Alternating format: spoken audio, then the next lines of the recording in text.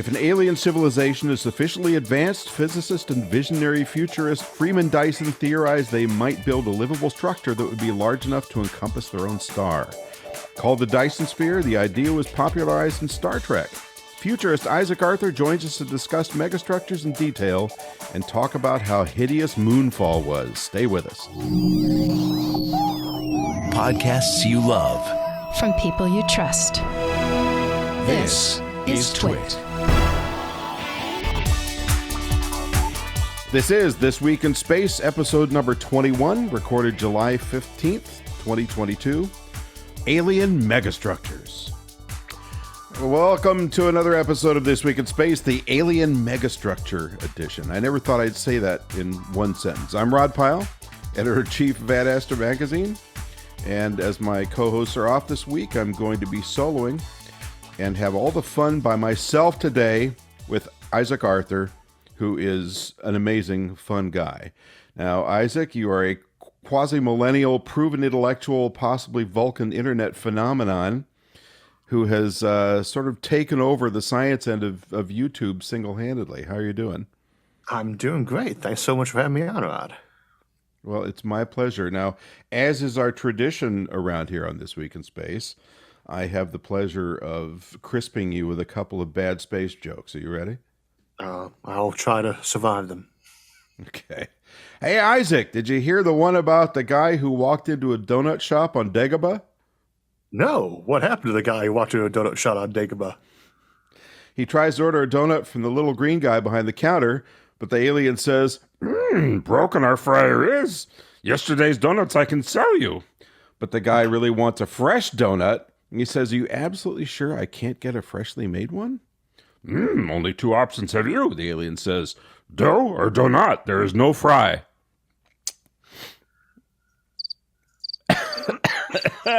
Okay, let's try for something a little simpler, right down your alley, speaking of alien megastructures. Okay, enough of the crickets. What did the alien say to the glass of water? No idea. Take me to your leader. Okay. That one's survivable. Oh, I got him with that one. Good. You know, when people put their hands to their forehead, you know, you've hit a home run. All right. So before we get right to the good stuff, I want to go through a quick couple of headlines. First one I'm calling The James Webb Arrives and Conquers. After a 6-month journey from the Earth to the Moon and many weeks of commissioning, the James Webb Space Telescope has started returning science images, and what images they were. On Monday, July 11th, after a last-minute announcement, the White House orchestrated a press conference to release the big money shot called SMACS 0723, or SMACS 0723, showing a tight clustering of galaxies scattered across the frame. The primary target was at the center of the image, and that's about 4.6 billion light years old, and was already the same age as our solar system when that light reached the telescope. Surrounding it were a number of squiggly worm-like objects that were much more distant galaxies. Those and others were in the 13 billion year range. They were highly magnified, distorted via gravitational lensing by that central, very massive object. The next day, NASA released 4 more spectacular images that included Stephan's Quintet, a cluster of galaxies that some of you may remember from the beginning of the old James Stewart movie It's a Wonderful Life, that pulsed as the angels chatted to one another. We now have a new close-in infrared view of where they live. Ring a bell and give an angel some wings.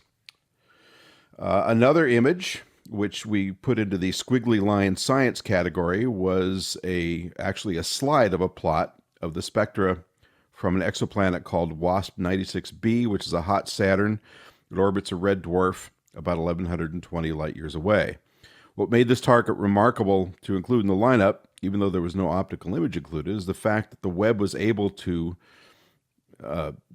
image the spectra from the planet's atmosphere as it transited its parent star, and it indicated high levels of both sodium and water vapor, which wasn't necessarily expected. While WASP 96b is an unlikely candidate for life, even though there's water vapor there, it's in very close proximity to its host star, orbits that star in about 3.5 days, and is 1900 degrees Fahrenheit. But finding water there is a promising indicator of what to expect as we continue to build our catalog of distant exoplanets. More to come on that story for sure. For the rest of this press conference, They went through a number of NASA field centers, science museums, international locations, not without a few glitches, and closed with images of the Carina Nebula and the Southern Ring Nebula. These images in particular were interesting for a variety of reasons, not the least is that the Webb, which views the cosmos in infrared, as opposed to Hubble, which tends to work more often in the visible spectrum, showed very different details than the Hubble would. Besides far better resolution from Webb's 21-foot mirror and super cold instrumentation, it was able to punch through much of the dust surrounding the nebulas and show inner details that we had never seen before. It was an astounding day, and now NASA has another fantastic research capability and, no less important, the best public relations tool since the Hubble went online. And that's it for headlines, because I want to jump right in today, so we'll be back to discuss alien megastructures. All right, Isaac, how are you today? Doing great. How you doing? Good. So I don't quite know where to start. You know, I found your channel years ago. I think we were working together on something about space stations, if I recall. I was giving you some background or something. And so I went to your YouTube channel and discovered that you have made what appear to be tens of thousands of videos, although I don't think it's quite that many, on a multitude of subjects that actually kind of makes my head hurt because of the amount of expertise you've encompassed in these. Can you tell us a little bit about your show and what you do? Well, the show is called Science and Futurism with Isaac Arthur, and we'll come up on our 8th anniversary pretty soon, but the first year was never meant to be a channel and kind of turned into that. My background was in physics, that's where I got my degree in, but I left mid-PhD for some time in the military, and when I got back, I didn't really feel like continuing on with that, so I went into kind of more civilian government sector, but I miss science a lot, so I've been hanging out on some various like Facebook forums and things like that to talk to sci-fi authors about making more realistic sci-fi. And I eventually decided to just make a video on, and I've been pitching the idea that you don't have to set every book or every setting on some planet that was single biome Hoth, you know? We had these megastructures from the O'Neill cylinder up to some truly impressive stuff that like spans galaxies, and they could make so much more interesting and in many cases realistic settings. So I kind of did it with that in mind. I did an episode called Megastructures. And we did so many other topics after that were science or sci-fi or a little bit of both. We always try to make sure people know we're, you know, leaning outside of modern science a little bit, either theory or just sci-fi in general, on all sorts of topics. You know, artificial intelligence, cyborgs, transhumanism, space colonization in general is one of our big ones, and the Fermi paradox. And as we were getting ready to do our 8th year, and it's going down to the IDSC conference, I decided to go ahead and remake that original episode, which had very bad production values, to just be a new and more conclusive. And instead of being a 30-minute episode, it evolved into a 2-hour record-long episode for us. So that's an example of biting off more than we were planning to chew. But it came out pretty well, and I think it'll be able to cover so many of the concepts. Some of them are ones we'll probably build in the next couple of centuries.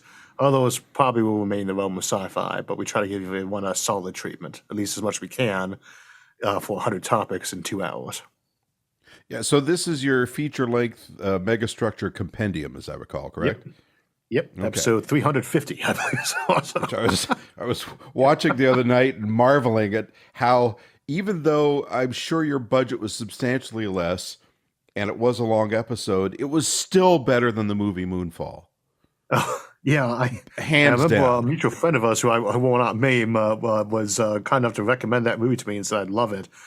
And I'm not going to beat up on it too much. It's a Roland Emmerich film, but wow. Oh, go ahead. I despised it. And of course, I bring it up because there's a megastructure in that. So the moon, which is filled with angry nanite bees that hate astronauts for no apparent reason, which, actually, I take that back. There is a reason, because the astronauts are a bunch of self-pitying, knuckle-dragging whiners that cannot get their lives together, but they're going to save the Earth with a space shuttle they pull out of a museum that's launched by 11 people on a rainy day. Oh, and the tidal waves clip the shuttle as it's taking off. But let us not get stuck into that. We've talked about that somehow movie on the show before.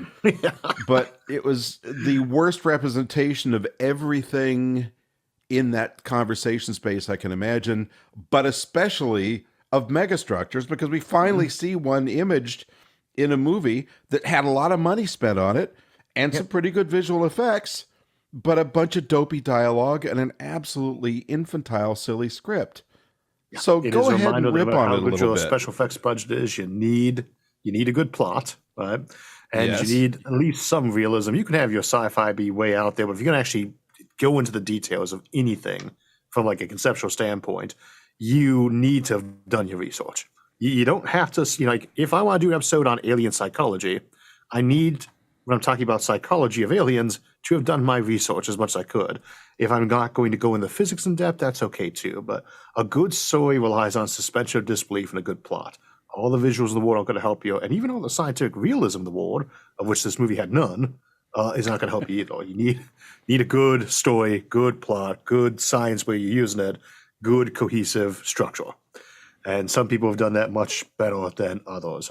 You don't always have to have greatly realistic stuff. I love the new Dune film, for instance, and yet Dune, great classic of sci-fi, really not very good science or practicality in it anywhere either. But still great.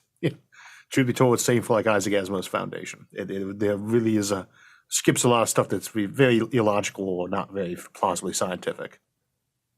Well, just to wrap up your point, if I ever have Mr. Emmerich on this podcast, which I kind of doubt will happen, I guess I would summarize what you said by saying try to have at least one thing good in the film.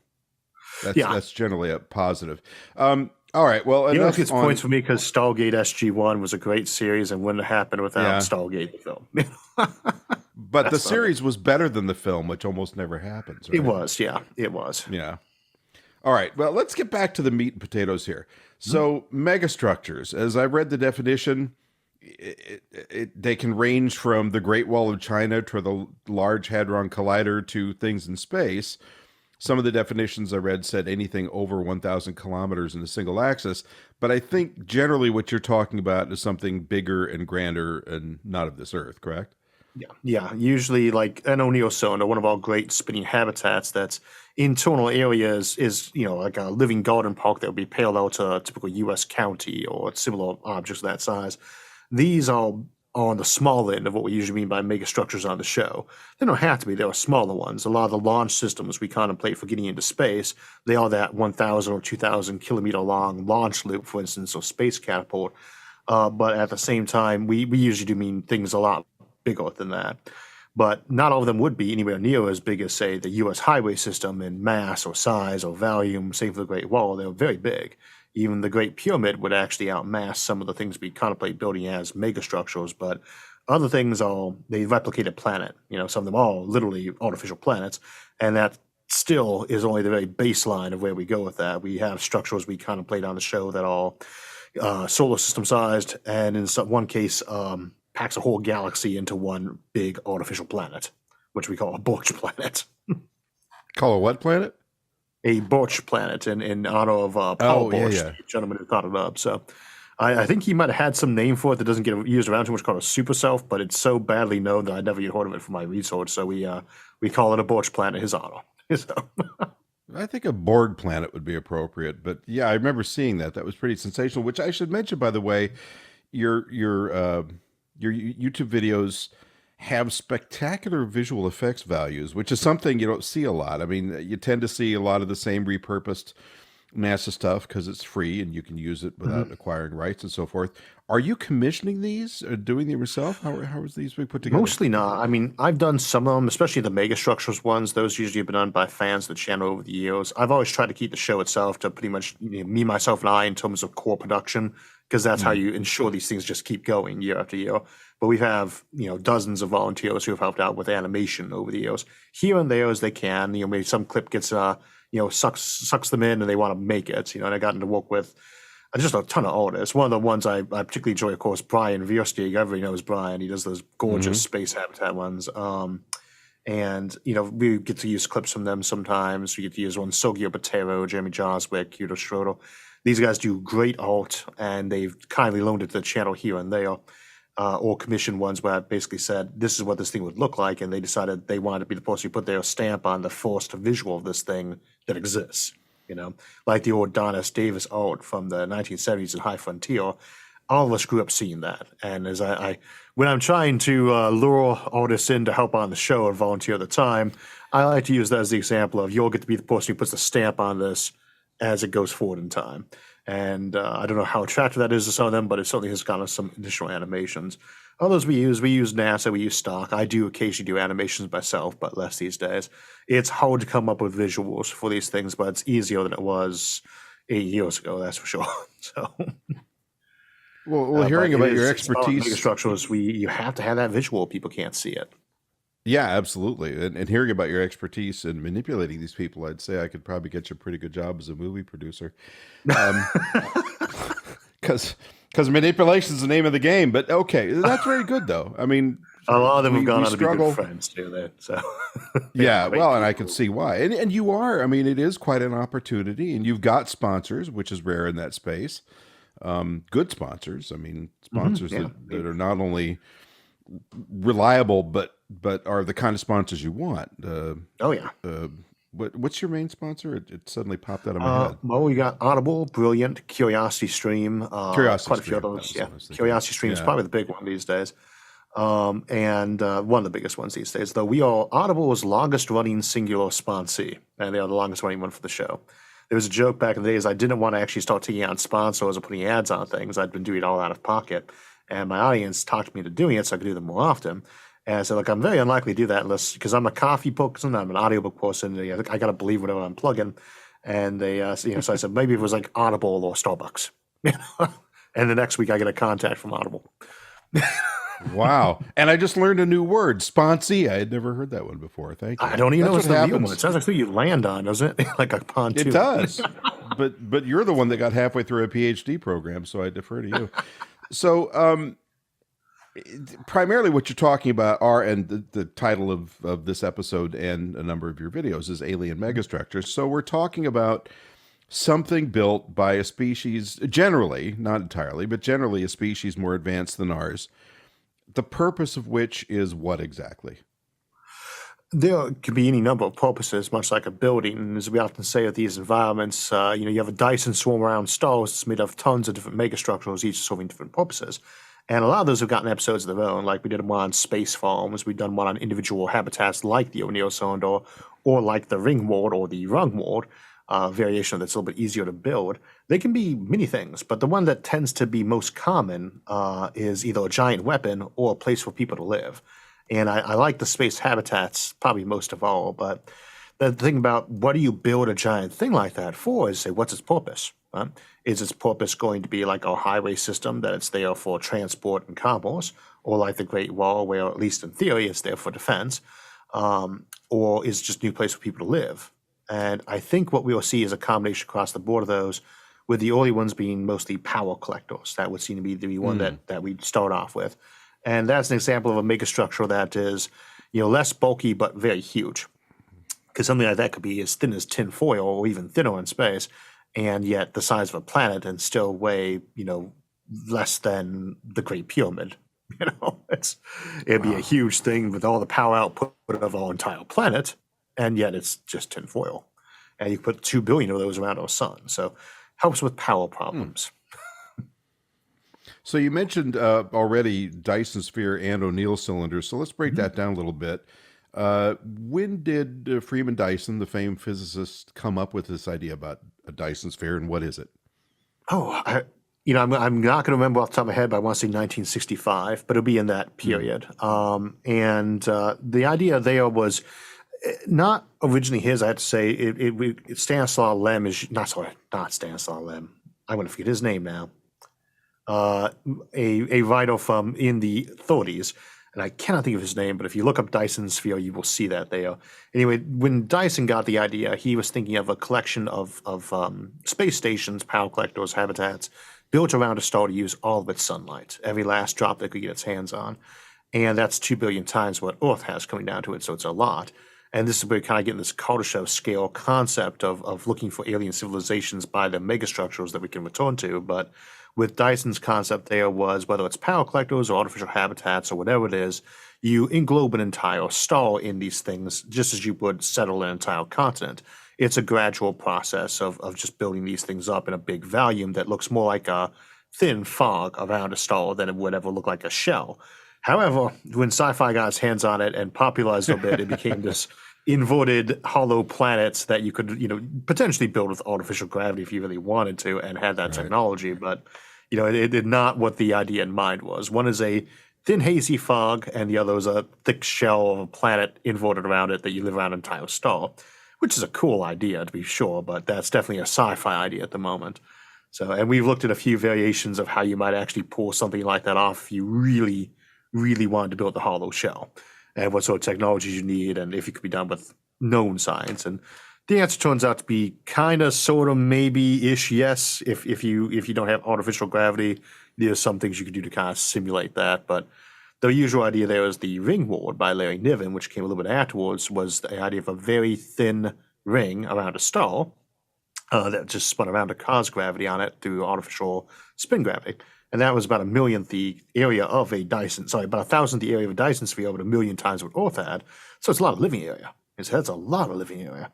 And a Dyson swarm itself, whether it's a big shell or just a ton of habitats, that's 2 billion times the living area that Earth has, maybe even a little bit more if you're being more efficient. And, these are the societies that we'd expect to grow around every star if you actually had interstellar colonization going on and the desire to build these artificial worlds and a growth-oriented civilization, at least one that was growing a little bit over time. So this is where Kardashev comes on and says, well, we assume we want to always use all the energy of a planet efficiently as a civilization grows, and we should be able to spot that astronomically. A planet wouldn't quite look right. You'd be looking at something like Mars around another system, and it would be a degree or two warmer or colder or not quite the right light spectrum, astronomically visible. That's your K1 or Kardashev 1 scale. And then the megastructures end is where you get to the K2s, the ones that surround an entire star look like a Dyson sphere, because the star looks very different at that point in time when it's got the swarm of habitats or collectors around it. And that's where we kind of get the idea of, well, if they were doing these, and we don't seem to see them all over the place, what would they look like? And that's how we ended up getting episode 2 of my channel, which was the Fermi paradox and the Kardashev scale and Dyson sphere dilemma. And then somehow it turned into a show after that. So long answer probably there, but that's how we got started. Well, and as with all good science, your answer brings up more questions. So Kardashev scale. Mm-hmm. Oh, by the way, I think the author you were thinking of was Olaf Stapleton. Is that right? Yes, Olaf Stapleton. Okay. Thank you. Well, maybe a household name to you, not one to most of us, so I can see why you would have blanked on that. Because I was thinking, what's he mean, Arthur C. Clarke? Kardashev scale. Mm-hmm.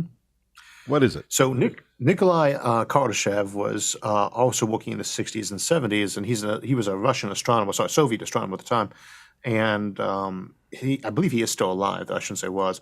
And he had proposed this idea of doing SETI, or search for extraterrestrial intelligence, by not looking for their signals, but rather by looking for these blatant signs of existence on a planet or around a star. So if people naturally tend to build up giant planet-wide civilizations that are very glowy in various spectrums, or if they go towards making Dyson spheres, Dyson swarms, that's exactly the sort of astronomical telltale we should be able to spot.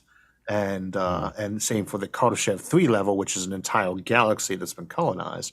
And so we say, well, if we look at a whole bunch of galaxies and we see, the wrong amount of infrared of certain frequencies, if we see around stars that they've been turned almost entirely into a different spectrum, this is what was interesting about Tabby's star initially, is it wasn't giving out the amounts expected of infrared and things like that. And or if they're occluding whole stars by being these giant structures, we should be able to spot things like that. And it makes so much sense from a basic perspective. Until we actually build them, we don't know how practical they are. But if you are a civilization looking to grow, and that we assume is probably very tech and infrastructure and industry based, very much the cradle builder type of species like we are, which is who you expect to be the civilizations that would get into space in the first place, then they should want to build these enormous structures, same as we do skyscrapers or bridges or dams or freeways. And so we say, not only should they want to do those, they should actually want to prefer them over colonizing planets. Because, no matter how good we terraform Mars or we terraform Venus, we're never going to get them too Earth-like. It's the joke that goes around sci-fi circles to say, okay, well, if we use up this planet, we can always go settle another one. And say, no, even if you nuked this planet to a glow in the dark and had no oceans left, it would still be easier to terraform Earth than to terraform Mars. It's just Well, and it as I fits us like to too well. say, even Barstow is better than the best day we're going to have on Mars for about 10,000 years. If you've ever been to Barstow, do you know where No, Barstow is? I, Oh, I do it's not. this I've been in wretched Siberia. little town in the mid Mojave between LA and Las Vegas that is generally beloved because it has a McDonald's and a gas station, but it's just a wretched little horrible desert town, which I impugn constantly. And I have gotten email from the mayor of Barstow telling me to stop That that. sounds But exactly like the one base we had in Kuwait that we'd all fly out of after we had been deployed to Iraq for a year. It had a McDonald's and it was in the middle of the desert and it was 24 there hour we go. McDonald's. But I love it. you know, so let's say, you know, Furnace Springs or whatever the name of that horrible little settlement in the floor of Death Valley is, you know, tough place to spend a day, but still better than any other planet we're likely to be on for quite some time. So I take your point. So So with a megastructure, you can tailor it to your own environment, which is what's really right. nice. Well, and it can be You can set it purpose to built, one right? gravity. Yeah. Yep, purpose built. And again, these don't have to be space habitats. There are so many other things you can do with them, like make gigantic space cannons to launch interstellar ships out of, but Right. or to propel them by light beam or particle beam, probably. But with these habitats, I can make it one gravity on the dot. This is a spin rate with the O'Neill cylinder. I can change the lighting around to what I like. I can set the seasons to what I like. I can set the year length to what I like. And that is a very nice thing to do that you cannot do with a planet. I mean, you can. We look at some megastructures whose sole purpose is to either mimic a planet or move a planet. There are things you could do. There are ways that you could actually spin down Mars so it had a 24-hour day, or give it the right amount of lighting. You can build giant solar shades to cool down Venus or Earth for that matter. And these are other examples of megastructures that we look at. But well, those are very handy megastructures that would give Mars a magnetic field, or would cool down Venus, or would get rid of all the radiation that's around Jupiter, let us colonize those moons better. A lot of times, it just seems like it would be easier to use one of those big moons or asteroids and take it apart into basically 10,000 times as much living area of Right. space habitats that look like garden parks, if that's what you want. You can also be more variable to say, well, I'd like planets because they're very alien. But you can do that with a megastructure too. You can build environments like any planet you'd ever find, and then stuff that would never happen as a planet. And the only thing that's going to be more versatile to them would be virtual worlds, ones you built entirely in a virtual environment. But then you have megastructures whose only purpose is to collect power and do computation and create virtual worlds. So it's a huge area, and we've spent, I think we have a series of like 30 videos in it alone, plus the giant 2-hour compendium. I We think at usually do least. videos. Yeah. I'm not kidding when I said my brain was crisping as I was scrolling down here. I mean, I did 80 episodes of another podcast and I felt pretty proud of myself. And then I went and looked at yours and I thought, oh my God, and this guy's doing real science, which brings to mind probably, I can hear your bedtime conversation with your wife tonight where she said, so how'd that podcast go with that weird guy today? And you'll say, well, you know, I was trying to talk about these great scientific notions. He kept talking about this horrible little town in the California desert on the way to Las Vegas. You should probably Which say you're he's clicking clearly- on them. Well, actually, maybe clearly not fixated tonight. on. She's out wrestling with bees at the moment in the backyard to get some honey out of them. So that usually puts her temperamental for a day. Because of course you have beehives. Yes, I admire I that. hope. Well, you know, with these conversations we're having about things that if we encountered the aliens that built them, they would be gods to us. Of course, now you have your minions out in the backyard. You get to be the god of the honeybees, which is pretty cool. By estimation, currently about 500,000 of them in the backyard. So Well, you know, I'm We need- going to which have was to make Steven. sure whenever we have you at a future conference to treat you really well so you don't sick your minions on me. So we've been talking about kind of specifically about these things. There are, as mentioned earlier, there are likely in the future to be human attempts at this, and perhaps there are alien structures like this, which is, of course, the title of the episode. But let's talk a minute more about the human designs. I'd like to step back the O'Neill cylinder because it's something that people in our trade tend to throw around like talking about Chevrolets. Like everybody knows what an O'Neill cylinder is. And I think a lot of people don't know and probably haven't read The High Frontier. So maybe you sure, could spend a right. second on that. The O'Neill soda is kind of like the holy grail in some ways of a lot of us, or reverse that thing, which is kind of like tilting at windmills too. But Oh, well said, Gerald sir. K. O'Neill, Gerald K. O'Neill wrote the book, the High Frontier, back in the '70s when we were coming high off the success of the Apollo missions, and he had a Right. great artist, Don S. Davis, who did a lot of illustrations of these megastructures. But he was playing around with the concept of the Bornholm sphere, which was from early 1930s, right up by a gentleman named Desmond Bornholm. And he created some example habitats and mentioned some of them. And there was Island 1, which was this very basic Bornholm sphere, which is a spinning sphere, which was really, I think, made out of brick. And then he made that a little bit more realistic and talked about its aspects. He did a second version of that called the Island 2, which was a little bit bigger and maybe a little bit more plausible. And then there was the Island 3 version, which didn't have a name because it was looked very differently. It was the Island 3, and it was a cylinder-shaped habitat, and that's what's become known as the O'Neill cylinder. It has some specific dimensions on it, usually, that we'd say, was it 20 miles in length as a cylinder, and then I believe it was 4 miles in radius, but the amount varies based on your structural material and isn't too important. But that was, I want to say, around 1,000 square kilometers of area inside one of those things. And it's basically the size of a typical U.S. county, at least eastern side of the country county, not the giant ones they have in like Arizona and Wyoming.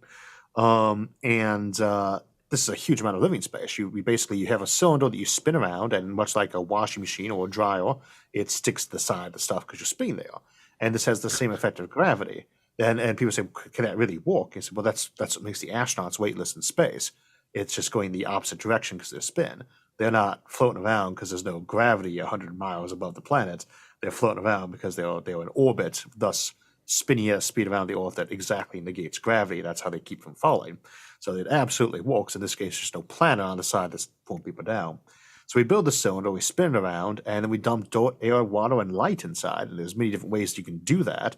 We have 4 episodes analyzing various pathways for how you would make the thing more realistic or more efficient based on what technology you have. But you could potentially just shoot it in through like a few screened windows with mirrors bouncing the light in. And you light the place up, you fill it with air, water, and dirt, you terraform it by gardening it, and you build homes in it, and it's new land. It's something that, even if we were to build artificial islands in our own ocean, it kind of limits how much we can do. We can maybe do the dikes around the Netherlands where we had a little bit more space, Holland, where we have a little bit more land space by pushing out the channel. Artificial islands here and there that we've done, but you really can't add land. You can't add more surface land. And that's been the dynamic for so much of human history that has driven so much of what we've done. So many wars are about getting some new land because there was no other way to get it. Growing civilizations want elbow room. And so we do things like get better at doing cold areas, so we can do the Arctic or desert, or we push in and take somebody else's, or in a few cases we build up or build sideways in the ocean. And that's why we want to colonize planets. But the problem is there's only a few planets in the solar system we could realistically terraform, and it's so hard to get to other solar systems. But when you do an O'Neill cylinder, your dirt's only maybe 10 meters thick, or maybe 100 meters thick if you really want it to be, as opposed to it is here on Earth where it's 6,700,000 meters thick. And if that's all the more you're doing, you can take something that's Earth mass and turn it into 1,000,000 times the living area inside one of these cylinders, or 1,000,000,000,000 of these cylinders that you would get in Earth. And that's the huge attraction of the concept of the O'Neill cylinder. Now, there's so many different ways to do it that it's become both a specific term, the one he designed, Island 3, and a kind of a loose concept for a very large cylinder habitat that could replicate a small, pretty decent-sized community, a city, state on its own, or a county. And we think these are things we could build as very nice new places for humans to live. And because you could build immense communities around these, or you could build them, and this is one of my favorite things to use them out, is a nature preserve.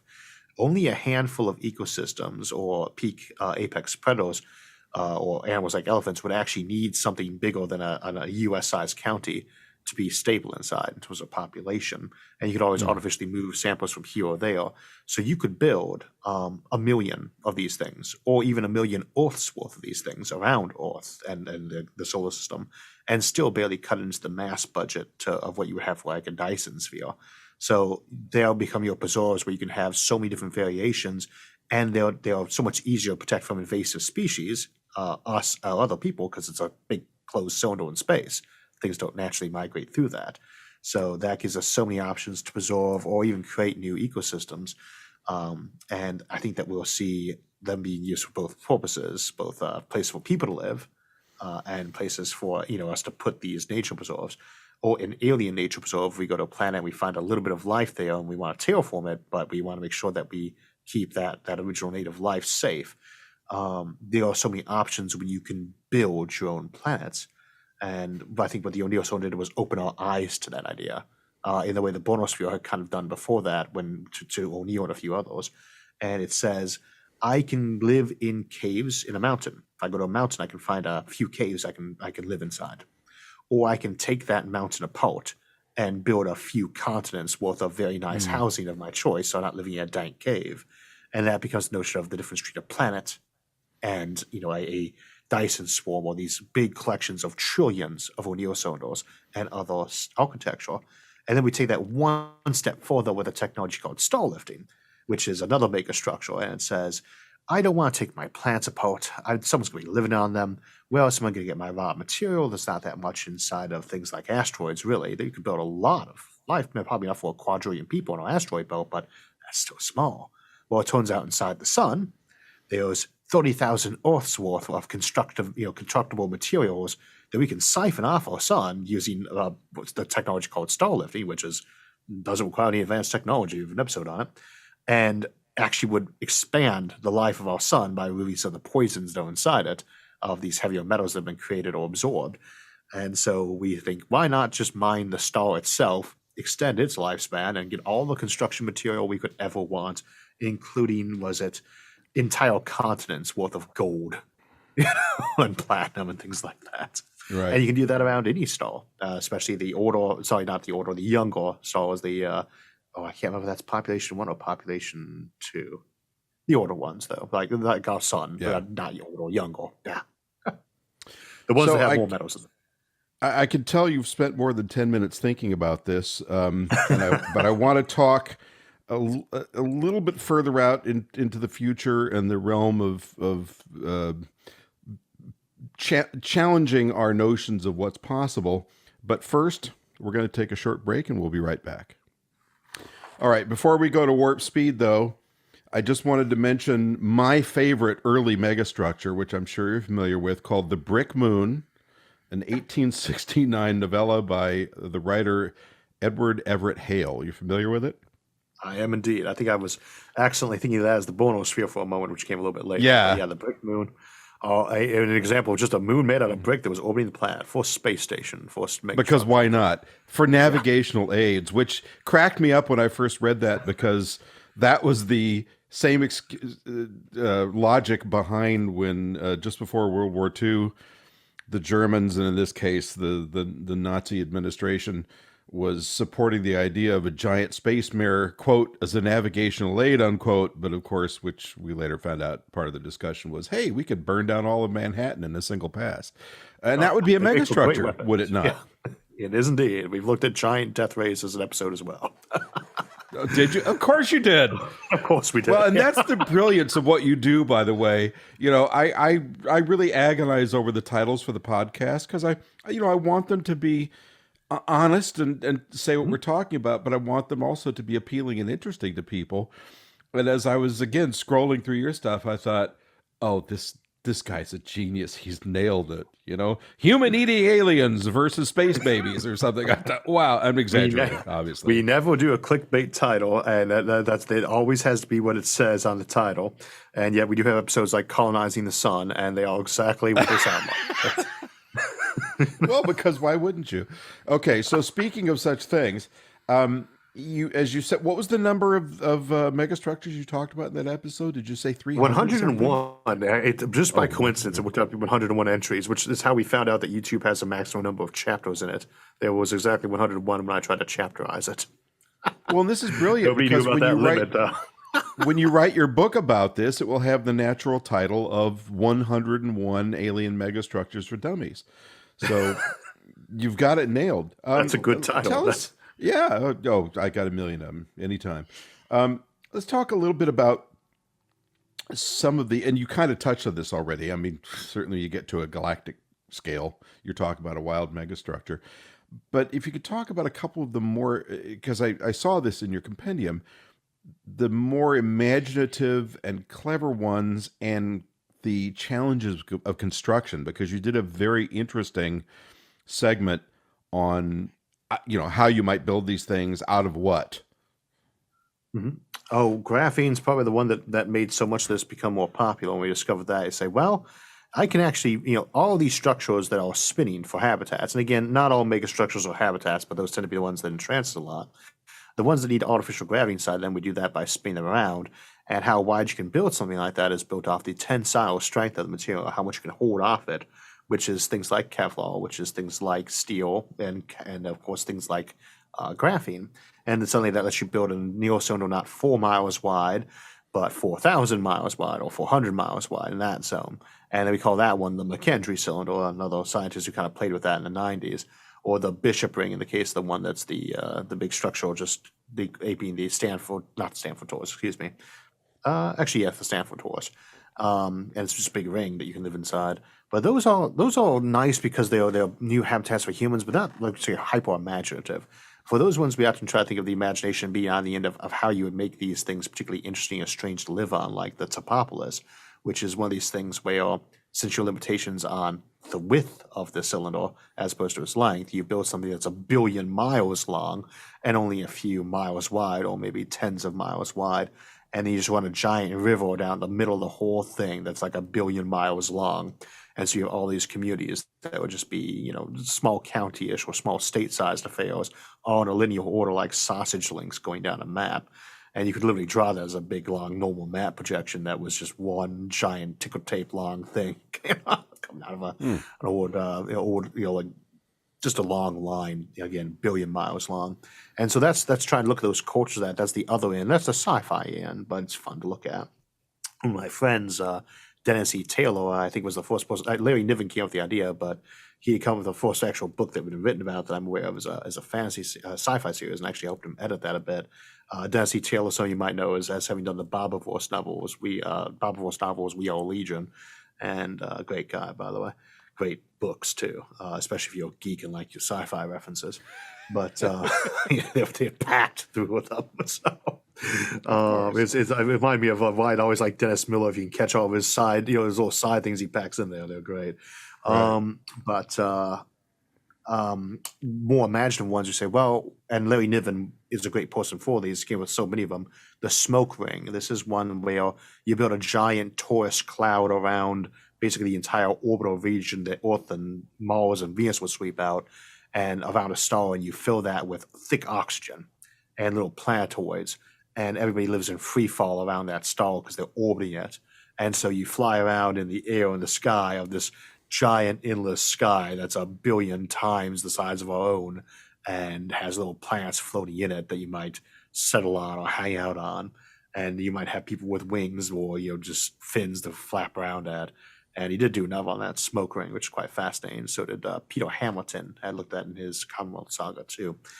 So we do like to say on the show that it's like this three-way access between like I'll show the various sci-fi writers and artists who like dream these things up or put them up as visuals for people, and the future scientists who come up with the ideas that then feed back into that loop. And I try to sit there in that zone between the new outcoming science and the sci-fi writers and artists to be able to show them, here's this cool idea, please make me a visual of this or do a story on this. And so we promote a lot of sci-fi, of course, too.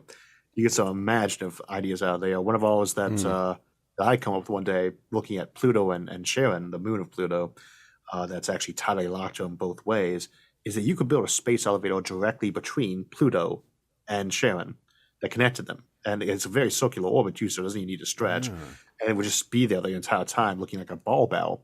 And you could make that a big, giant cylinder habitat as well, spinning around in there or having rings around it.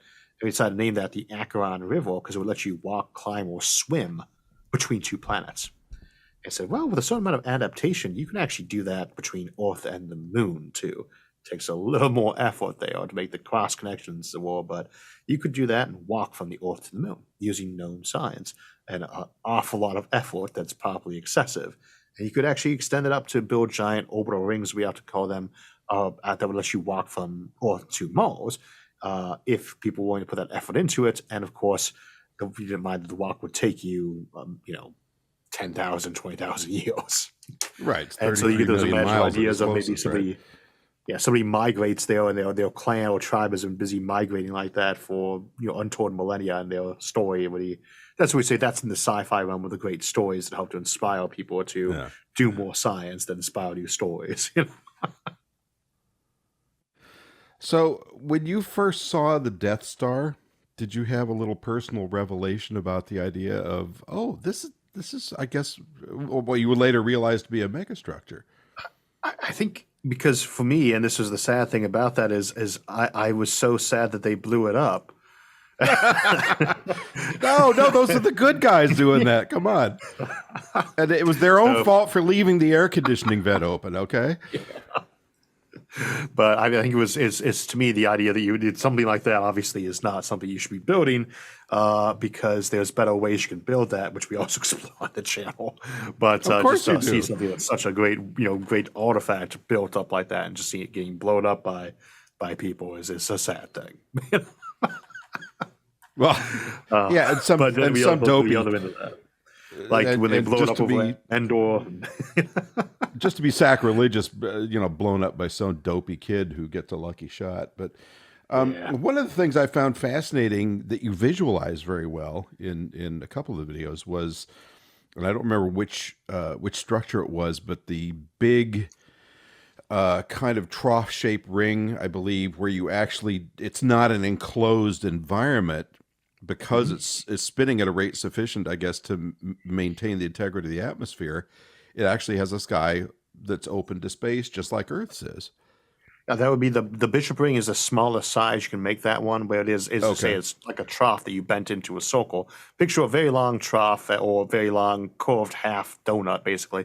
And the question would then be, why don't you just go ahead and put the top of the walls on anyway? But if you just have a ring, a flat ring that's spinning, the air is all going to spill out the sides of it because it's spinning Right. around really fast. But if you put what we call rim walls up on it, they're very tall, and they have to be taller than mountains, then you can keep that air in or keep that leakage to unappreciable minimum.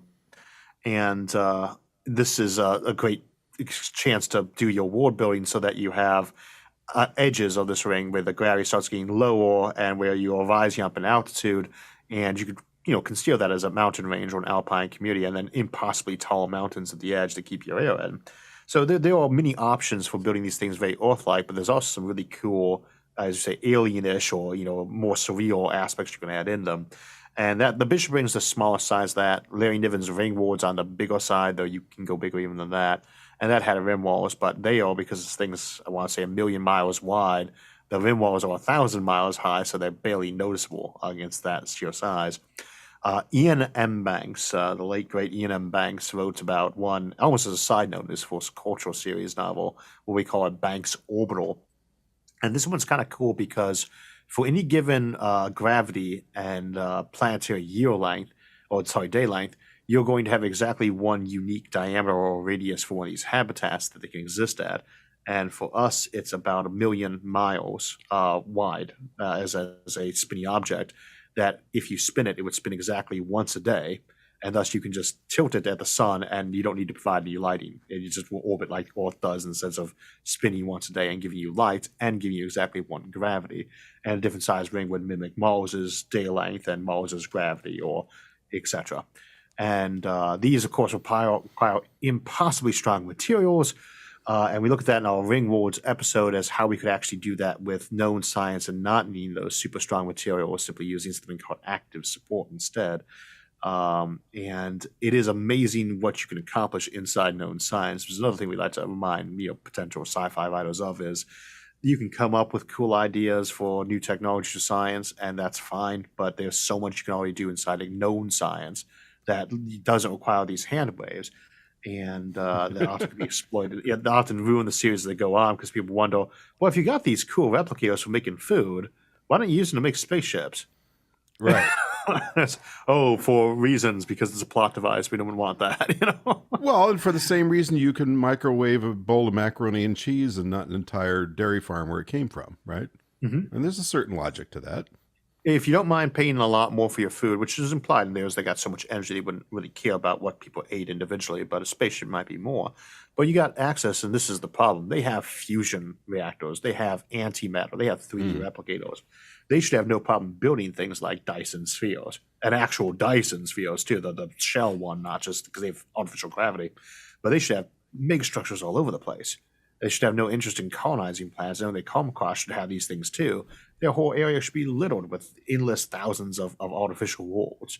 And because they have all the technology you need to make them and make them easily, even without you have to pay attention to yourself. You just design it, and out it pops from your various replicators and artificial intelligence hologram doctors doing the work as laborers instead. And yet they don't do that, which of course, you know, they're trying to run a sci-fi series here, but they're not consistent throughout it, and that causes a lot of fan canon arguments that are problematic. So, but you're going to get those regardless. It's say that's Right. you know, the problems of success. Nobody cares about where your weird technology can do unless you're a bestseller region already. So in books 2, 3, or 4, they actually start caring about the little glitches and errors, and at that point in time, you're already very successful. So you live with that. You know, keep going. I believe I've told this story on the podcast before, but because you're here and I want to show off a little bit, I'll mention that I worked for 3 seasons on Deep Space Nine in visual effects, and a lot of that time was spent in the bay compositing effect shots, because back then you had to do 6, 8, 12 passes on the Enterprise or whatever you were shooting, and then composite all that stuff later. And I was sitting in the bay one day, and the phone rang. No idea how this guy found the number or had any idea. I wasn't at the studio. I was at a visual effects or a compositing studio down in Santa Monica, miles away from Paramount. And the phone rings, and I pick it up, and I don't remember the guy's name, but he clearly was somebody that spent too much time in darkened rooms. He said, "Yeah, it's Cliff, and I was watching episode 48 the other day, and you guys, that button, the third button on the right of Geordi's console, he pushed it, and this thing happened, and you didn't do that before." And he went on for about 20 minutes, and you kind of don't know whether to laugh or cry. I mean, I love the fact that the guy's that devoted to the show, Oh, yeah. but it scares me a little bit that he was pretty sure it was real. And I wanted to say, we just spent last week shooting these models, and they're 4 feet long. There aren't people in there, but I just didn't have the heart. Anyway, I'm sorry, I'm getting way off track here. Oh, well, I mean, it's a good example for that though too, because people, and I've noticed this, the online community allows you to have greater interaction with your fan base than ever before, and that can be used to an advantage if you're a good writer or good screen. At the same time, obviously you have to rein fans in occasionally, and there's always going to be some that are just horrible. Right. I mean, I hate mail too, but I think a lot of studios don't give good respect to their fans. It's like your most fanatical base. Don't crap on them. They're great people. At the same time, and that's a someone's very like, good. "Oh, how did this happen in episode X?" It's like magic. We screwed up. Just admit it. It's a mess up. But that's a really good point, because I remember there was a script where there was something wrong in it. It was when First Contact came out. We were flipping through it because the TV unit was bidding out the effects before they went elsewhere. And we The movie realized First that Contact or the episode movie. First Contact? the movie, and they had changed the date. And somebody mentioned that, and I said, "How can they do that?" And apparently, at least the version I heard was that Rick Berman had decided to give his son the birthday present of having the date of First Contact on his son's birthday, which is, it's his to do. He's the executive producer of the show at that point, but it doesn't show, in my view, a lot of respect to the fan base who live for this in many cases. I mean, it is what they spend their spare time doing and thinking about and consuming. And you really need, this isn't just a show for some folks. It's kind of half a religion, and you need to respect that. I think the more complex the setting gets, and often very unrealistic ones too. I mean, we use an example like Warhammer 40,000. The thing is a complete mess from a canon point, and yet actually feeds into it because everything that's off is propaganda. If you're off by 1 billion ships, it was supposed to be 1 million, propaganda. But Right. obviously fans, and most fans are actually good about this too. It's just a lot of times it's internally consistent. You say, well, we want to get a good screenwriter in here who really knows how to do talking points. They insist on this one change. And it's like they never read the material. It's like, well, okay, you can't come into something like Star Wars and have read all 200 books out of the EU, half of Right. which are crap. 'Cause I've read them all and I love most of them, but some of them are just bad. From a strictly story point of view, they're bad. Right. It's hard to preserve that. And yet at the same time, that complexity is what makes it a real and engaging universe, is that there are hundreds of books on it. There are hundreds of storylines, and all these worlds have been made. That's the Right. beauty of these settings like Star Wars or Star Trek, or on the fantasy side, your Tolkien Middle Earth or your Forgotten Realms or Dragonlance. These things absorb people more than the individual stories do, a lot of which are not all that interesting. And it doesn't work well for a writer to have to walk inside that. That can feel very confining, but at the same time, that is kind of the reality of doing that right. So you can't really turn to your fans and be like, look, well, I wish you wouldn't care so much about this canon or this universe. And say, well, then why did you write it in the first place? You say, well, you're writing Exactly. it, you need to reach out to us. So it is a threading the needle on that too, because you get some writers who'd be very good for something, but maybe know nothing about the canon, and you can't ask them to spend I don't know how many years it would take to read through those realistically. But there is a zone in between. I think obviously some people are better at it than others. I don't want to crap on everybody in this industry as a whole, because a lot of them are all great about dealing with their fans and great at keeping the canon stuff too where they can. And of course, you don't want to have to be too straitjacketed about it too.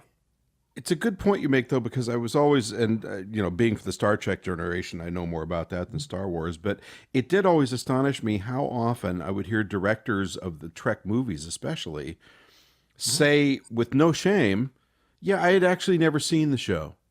Mm-hmm. Yeah, almost and then proud they got of it hired. sometimes. Yeah, and they sat down and watched the episodes, and you're thinking, it's not something to be proud of. This is a very important thing you're engaging in. Before we get too far away, though, in the community. Yeah.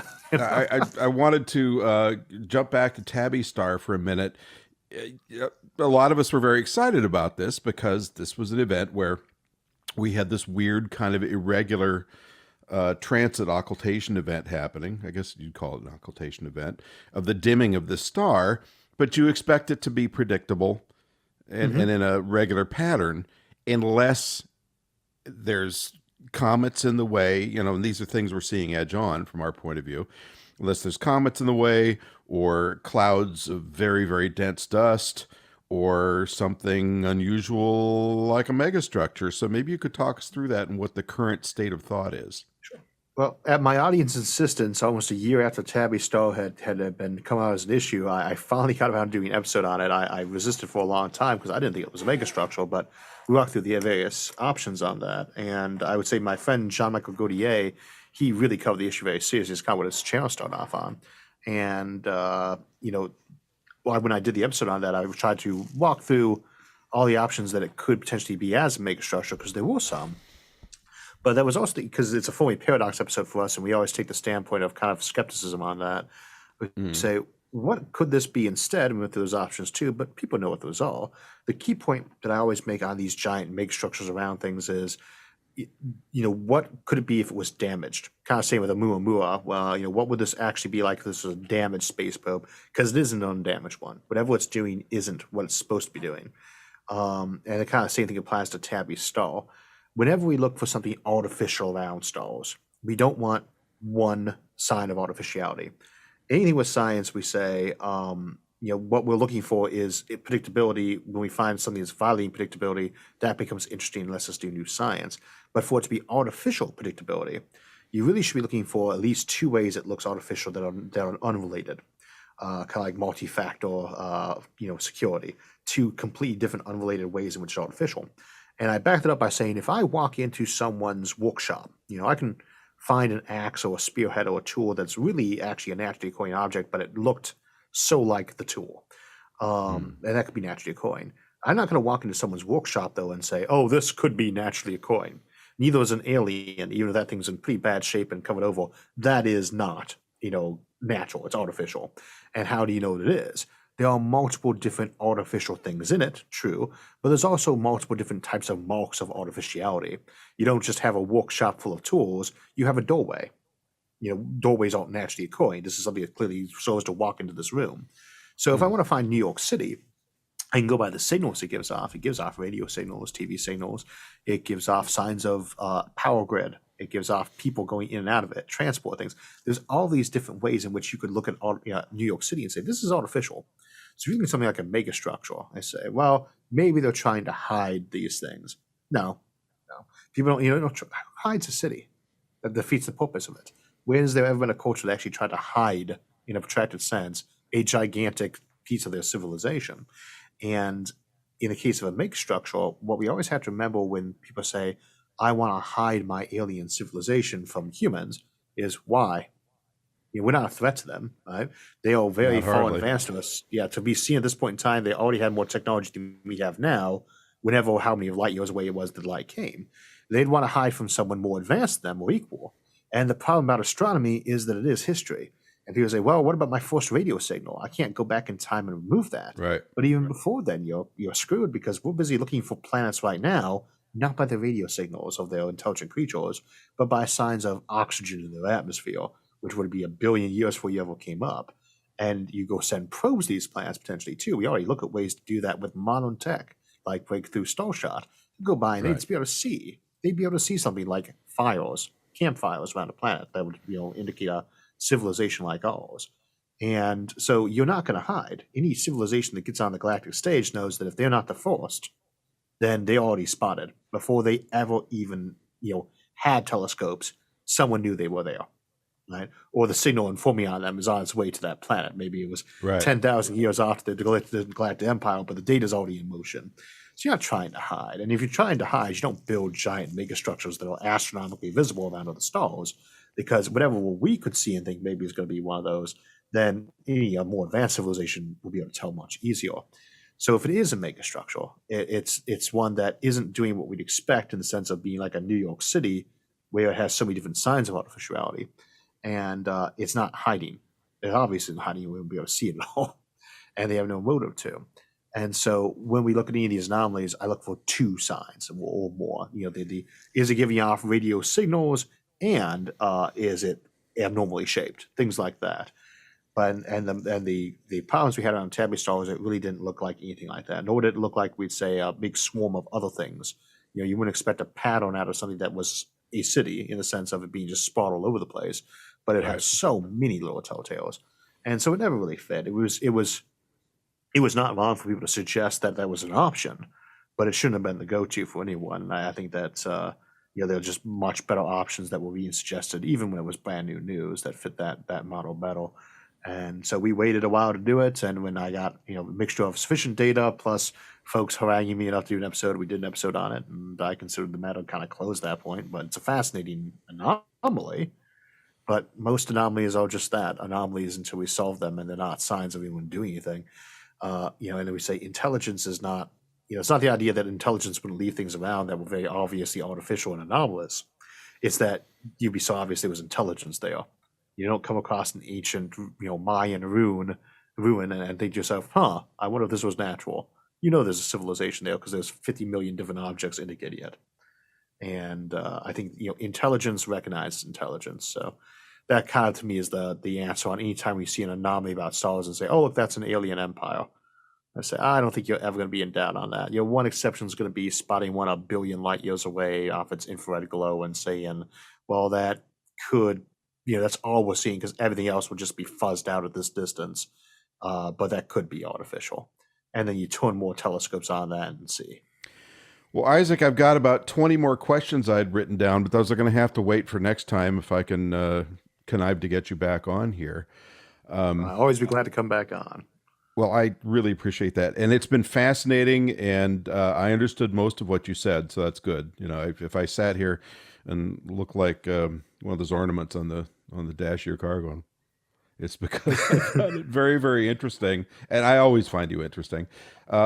Please remind us where to go to see your best stuff, because there's so much out there. Well, we have a new episode come out every week, and you can find it on YouTube. Just search for Isaac Arthur or Science and Futurism with Isaac Arthur, or you can just go to our website, isaacarthur.net.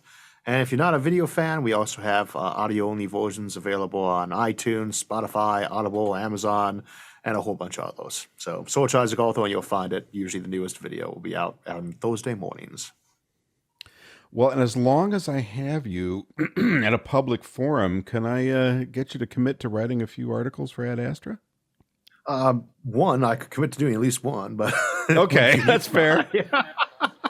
Hey, we pay, Okay, that's good enough. We actually did an episode. I'm always glad to do at least one, but I always have to wait till I've done one if I want to try to do more. But I'd be glad to do it.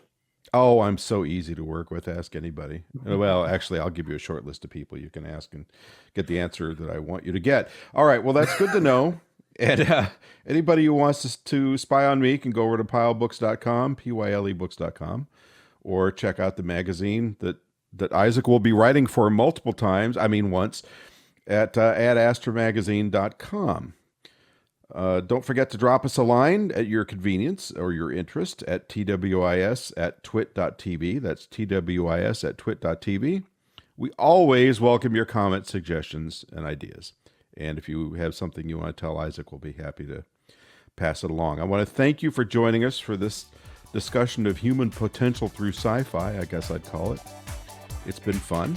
New episodes published every Friday on your favorite podcatcher, so make sure to subscribe and tell your friends. And also tell your friends about Isaac's show because it really is sensational. You can head over to our website at twit.tv/TWIS. You can also follow the Twit Tech Podcast Network at Twit on Twitter and on Facebook, and twit.tv on Instagram. And we will see you next week. Listeners of this program get an ad-free version if they're members of Club Twit. $7 a month gives you ad-free versions of all of our shows, plus membership in the Club Twit Discord, a great clubhouse for Twit listeners. And finally, the Twit Plus feed with shows like Stacy's Book Club, the Untitled Linux Show, the Giz Fizz, and more. Go to twit.tv/clubtwit, and thanks for your support.